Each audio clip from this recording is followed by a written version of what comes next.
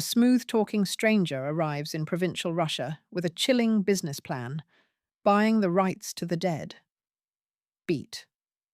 His scheme will expose every weakness in the living. 1. The arrival of Chichikov. Setting the snare. The stage opens with a rattle of carriage wheels on dusty roads. Beat. Announcing Pavel Ivanovich Chichikov. Part gentleman, part conman. All mystery. He glides into the unnamed town with polished boots, a silver tongue, and an agenda nobody can see. Beat. Quickly he courts the officials, the governor, the police chief, the postmaster. Over lavish dinners and endless toasts, he flatters their vanity, making each man feel his own importance. Beat. The town, lulled by provincial boredom, accepts him like long-awaited entertainment. What they don't know is that Chichikov has studied Russia's new land tax system. Peasants who have died since the last census remain on the rolls, costing landowners money for souls that no longer labour. Beat. His idea is fiendishly simple. Purchase those non-existent serfs on paper, mortgage them as collateral, and walk away rich. With every delicate bow, Chichikov tests the social fabric for weakness. Emphasis. Greed and vanity soon prove abundant. Beat.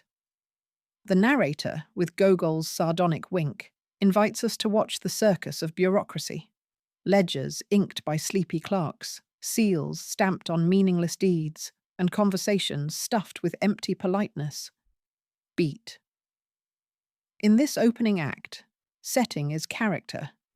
The dusty inn, the crowded market, the governor's salon. They breathe with laziness and small ambition, perfect soil for Chichikov's poisonous flower to sprout. Beat. Although the plot appears comic, the undertone is grim. Gogol paints a Russia where appearances dominate truth, and a man who understands that surface is everything can buy even the dead. 2. Trading in the dead. A gallery of landowners. Chichikov embarks on a countryside tour that reads like a rogue's gallery of Russian types. Beat. First, the complacent Manilov, whose daydreams drift higher than any chimney smoke. Over tea in pastel-coloured rooms, Chichikov flatters Manilov's non-existent intellect until the landowner practically begs to give away his dead peasants. Beat. Next comes the earthy widow Korobochka, suspicious as a barnyard hen. She haggles over the price of souls as though they were sacks of flour, worried the whole thing might be witchcraft. Beat. Chichikov soothes her fears with babble about government benefits, proving that bureaucracy, not faith, is the modern opiate. Beat. Then the story darkens with Nozdryov, a swaggering gambler whose lies gallop faster than his horses. A drunken dinner leads to threats, a sword fight nearly ignites, and Chichikov escapes just before being forced into a crooked card game for the souls. Beat. The voyage continues to the miserly Plyushkin, whose estate rots under mountains of unused grain and rags. He hoards everything except compassion. His peasants starve while he counts kopecks. Beat. Here, Gogol tilts from satire to near tragedy, showing how avarice hollows a human being until he resembles the corpses Chichikov buys. Emphasis, decay, haunts every fence post and empty hut. Beat. Through these encounters, the novel becomes a kaleidoscope of Russian society, each landowner embodying a moral flaw, sentimentality, ignorance, violence, miserliness, that turns the economic scam into a spiritual diagnosis. Chichikov's salesmanship may be corrupt, but the ease with which he prospers condemns a system already rotten. Beat. The dead souls are silent witnesses. Their paper existence reveals the living soul's bankruptcy. 3. Masks slip in the provincial ball. Rumour and revelation. Back in town, Chichikov's triumph seems assured. Beat. The governor's wife invites him to a glittering ball, awash in candlelight and gossip. In swirling waltzes, he courts the eligible young ladies, and dowagers whisper that he must be a millionaire, or perhaps a secret government inspector. Beat. Reputation here is currency as unstable as any banknote. Emphasis. Rumour multiplies faster than interest. Beat. Yet small cracks appear. Nozdryov, drunk and vengeful, spreads tales of Chichikov's odd purchases. Officials chuckle at first. By the second glass of champagne, suspicion congeals into certainty. Beat. Gogol orchestrates the social panic with comic precision. Ladies clutch fans like shields. Bureaucrats adjust epaulets to suggest authority.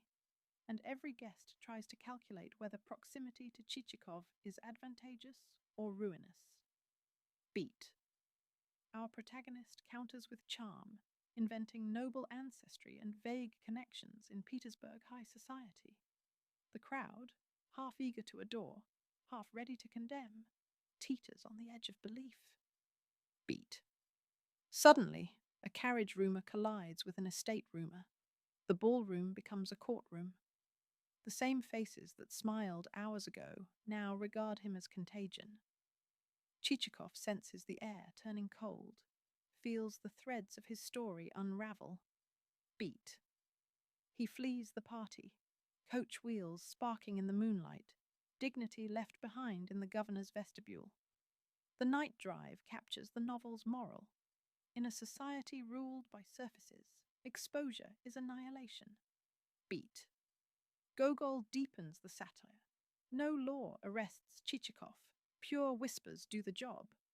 The idea of fraud alarms people more than the fraud itself because it threatens their collective illusion of respectability. 4. Flight, failure, and the unfinished quest for redemption. As dawn stains the sky, Chichikov races toward another province, clutching deeds of extinguished lives. Beat. Yet victory curdles. Banks delay loans, papers require fresh seals, and every milestone of his scheme breeds new red tape. The empire's machinery, once pliable, begins to grind. Beat. Here the manuscript itself grows fragmentary. Gogol never completed the planned second volume.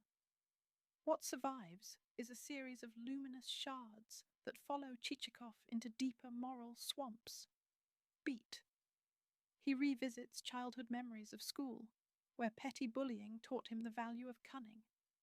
He recalls a fleeting love, abandoned for profit. Beat.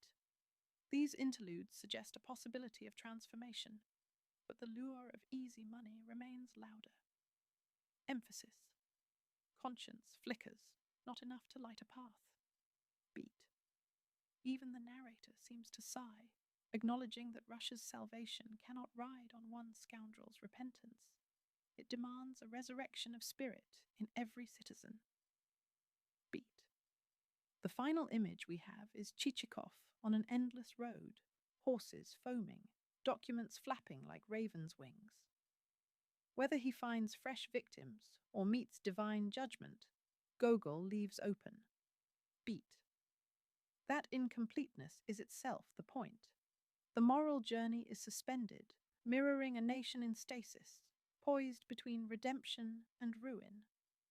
The reader becomes co-author, forced to ask what future the living will choose, while the dead remain silent but counted.